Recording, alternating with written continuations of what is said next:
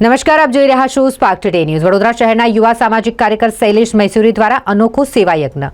શહેરના Karelibaug VIP road ખાતે આવેલ મંગલ પાર્ક સોસાયટીમાં રહેતા શૈલેષ મૈસુરી છેલ્લા 4 વર્ષથી ધોરણ 10 અને ધોરણ 12માં અભ્યાસ કરતા જરૂરિયાતમંદ પરિવાર જેમની આર્થિક પરિસ્થિતિ ન સારી હોય એમના બાળકો માટે ઘરેથી સ્કૂલ અને સ્કૂલથી ઘરે લઈ જવા અને મૂકવાની નિઃશુલ્ક સેવા આપવામાં આવે છે।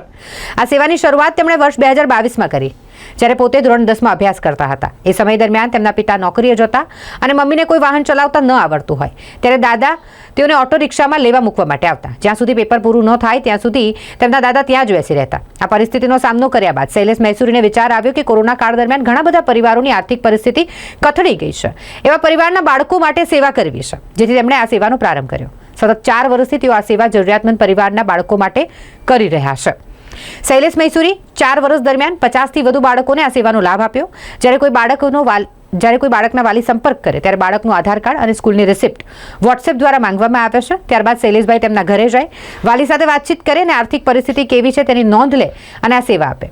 ચાલુ વર્ષે શૈલેષ મૈસુરીએ 6 બાળકોને સેવા આપી, જેમાં 4 ધોરણ 12માં અભ્યાસ કરતી વિદ્યાર્થીનીઓ જે સમા કેનાલની પાછળ આવેલ ખોડિયારનગર ખાતે રહે છે, જેમને સમા અયપ્પા ગ્રાઉન્ડની સામે આવેલ નવયુગ સ્કૂલ ખાતે મૂકવા જાય છે।